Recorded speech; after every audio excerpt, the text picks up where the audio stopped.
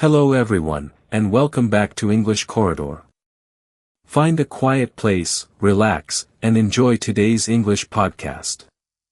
Don't worry about understanding every word. Just listen, enjoy the story, and let your English improve naturally. Today's story is called How to Master Your Time and Stop Wasting Hours. Let's begin. Have you ever reached the end of the day and wondered, where did all my time go? You woke up with big plans. You wanted to exercise, read a book, learn English, finish an important project, maybe even spend more time with your family. But somehow, the day disappeared. And before you knew it, it was already midnight. If this sounds familiar, you're not alone. This is the story of Ethan, a 30-year-old marketing assistant living in Seattle. Ethan wasn't lazy. In fact, everyone at work thought he was one of the busiest people in the office. His calendar was always full. His phone never stopped ringing. His inbox was overflowing with emails. Yet every evening, he went home feeling disappointed. Despite being busy all day, he had accomplished very little. One Monday morning, Ethan arrived at work carrying a large cup of coffee. Before he could even sit down, 3 co-workers asked him for help. His manager assigned him another project. His phone buzzed with notifications every few minutes. Then another email arrived. And another. And another. By lunchtime, Ethan had answered more than 50 emails. But he hadn't finished a single important task. During lunch, he sat alone in the break room, staring at his phone. He opened social media for just 5 minutes. 5 minutes became 25. When he looked at the clock, he sighed. I've wasted another lunch break. That afternoon, Ethan visited his grandfather after work. His grandfather had recently retired after owning a small bookstore for more than 40 years. The old man was sitting on the front porch, reading a book while enjoying the evening breeze. You look exhausted, his grandfather said. I am, Ethan replied. I work all day, but I never seem to get anything meaningful done. His grandfather closed the book and smiled. Tell me about your day. Ethan explained everything. The endless emails. The phone calls. The meetings. The notifications. The constant interruptions. When he finished, his grandfather asked one simple question. How many of those things actually mattered? Ethan stayed silent. He honestly didn't know. His grandfather stood up and walked inside the house. A few moments later, he returned with a glass jar, several large rocks, some small pebbles, and a bag of sand. Ethan looked confused. What's all this? An important lesson. The old man placed the empty jar on the table. First, he carefully placed the large rocks inside. Then he tried adding the pebbles. They filled the spaces between the rocks. Finally, he poured in the sand. It filled every tiny empty space. See? His grandfather asked. Ethan nodded. Then the old man emptied the jar and started over. This time, he poured the sand in first. Then the pebbles. When he tried to add the large rocks, they didn't fit. No matter how hard I try, the old man said, there's no room left. Ethan finally understood. The big rocks are the important things.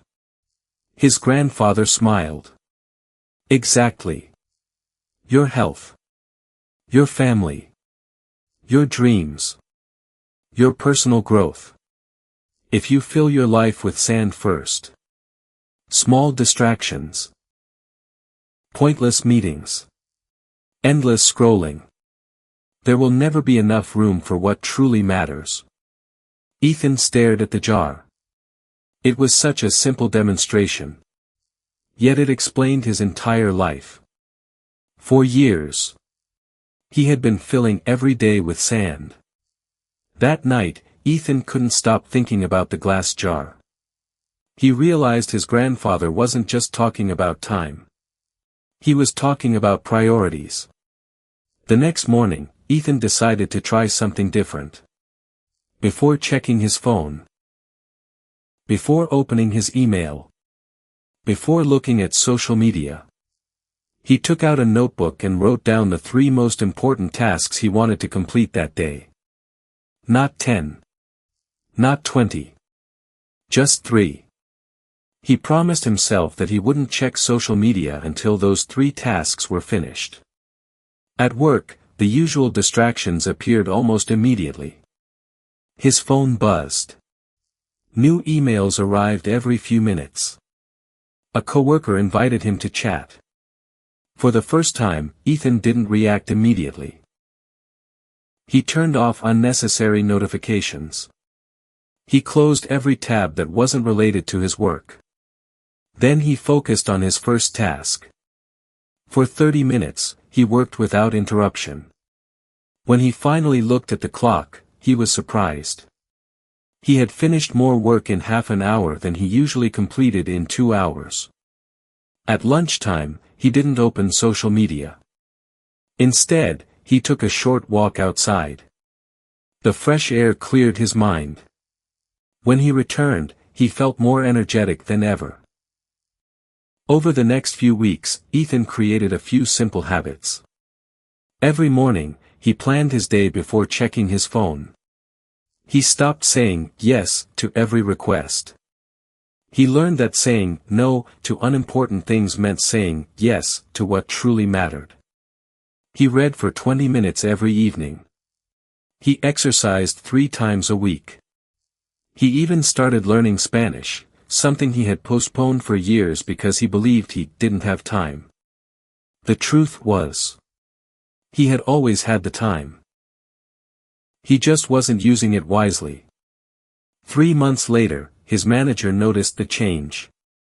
"Ethan," she said, "your work has improved so much. You're calmer, more organized, and somehow you're finishing projects faster than anyone else." Ethan smiled. "I stopped trying to do everything. I started doing the right things." His manager nodded. That's the difference between being busy and being productive. One evening, Ethan visited his grandfather again. They sat on the porch, watching the sunset. "How's the jar?" his grandfather asked with a smile. Ethan laughed. "I finally understand. Every day, I choose my big rocks first." His grandfather nodded proudly. "Remember, time is the only thing you can never earn back. You can make more money. You can find another job. You can buy another phone. But you can never buy another yesterday." Those words stayed with Ethan forever. Years later, whenever someone asked him the secret to managing time, he always gave the same answer. You don't need more hours. You need better priorities. Because mastering time isn't about doing more. It's about doing what matters most. So today, ask yourself one simple question. What are the big rocks in your life? Don't let the sand fill your day before the important things have a chance. Thank you for listening to English Corridor. If you enjoyed today's English podcast, remember to subscribe, keep practicing, and keep learning. Every story you hear, every new word you learn, and every minute you spend improving your English brings you one step closer to speaking with confidence. Until next time, take care, value your time, and never stop learning.